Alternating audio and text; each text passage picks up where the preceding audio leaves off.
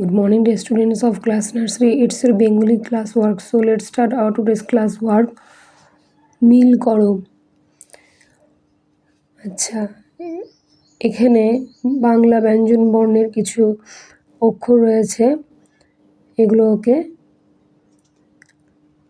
একই রকম দেখতে যেগুলো সেগুলো দিয়ে মেলাতে হবে। যেমন বর্গাহ্য, এখানে কোথায় বর্গাহ্য? এই যে বর্গাহ্য, তাহলে এটা মিল করে দিতে লাগবে। চলো মিল করি।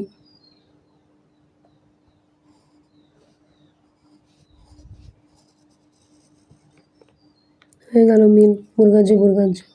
তারপরে কি আছে? ইয়। আচ্ছা, এখানে ইয় কোথায় আছে? এই যে ইয়, তাহলে এটাকে মিলিয়ে দিই। ইয় ইয়, ঠিক আছে। তারপরে কি আছে? ছ। আচ্ছা, ছ কোথায় আছে? এখানে এই যে ছ, তাহলে এটাকে আমরা মিলিয়ে দিই।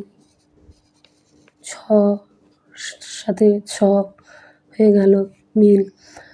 এবার পরেরটা কি আছে? ঠ। এখানে ঠ, এই যে এখানে আছে, তাহলে এটাকে মিলিয়ে দিই। ঠ ঠ, হয়ে গেল মিল। এবার লাস্ট দ, আর এখানে দ, তাহলে এটাকে মিলিয়ে দিই। দ আর দ, হয়ে গেল, মিলে গেল, ঠিক আছে। তাহলে এইভাবে মিল করতে হবে। আচ্ছা, তারপরে কি আছে? দেখে লিখো। আচ্ছা, ডটাকে কেমন করে লেখা যায় দেখো। ড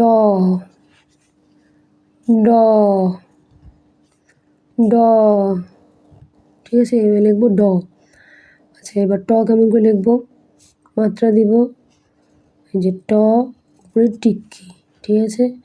আবার এখানে লিখবো ট টিক্কি, মাত্রা দিয়ে ট টিক্কি। কোনগুলোতে মাত্রা হবে, কোনগুলোতে অর্ধমাত্রা? যেমন যে খটাতে অল্প মাত্রা, তার মানে এটা অর্ধমাত্রা। কোনটা কোনটাতে কি হবে মাত্রা বা অর্ধমাত্রা, সেটা আমাদের দেখে ভালো করে বসাতে হবে। যেমন ডতে পুরো মাত্রা, টতে পুরো মাত্রা। এবার খতে কিন্তু ছোট্ট করে অর্ধমাত্রা রয়েছে। এই যে দেখো খ, এই যে খ খ, এই যে এইভাবে হয়ে গেল খ। এবার হচ্ছে ঘ। ঘয়ের আবার পুরো মাত্রা, মাত্রা দিয়ে এই যে ঘ, মাত্রা দিয়ে এই যে ঘ, মাত্রা দেওয়ার পর এই যে ঘ, ঠিক আছে, হয়ে গেল। এবার কি বলেছে দেখো, চয়েরও পুরো মাত্রা। হ্যাঁ, এই যে মাত্রা দিয়ে চ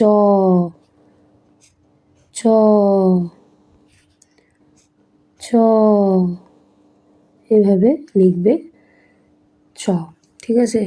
তাহলে এটা হয়ে গেল ড ট খ ঘ চ, ঠিক আছে। এভাবে সুন্দর করে লিখবে। উপরে মিল করো আর নিচেরটা হচ্ছে দেখে লিখো, দেখে দেখে লিখতে হবে এভাবে, ঠিক আছে। Thank you.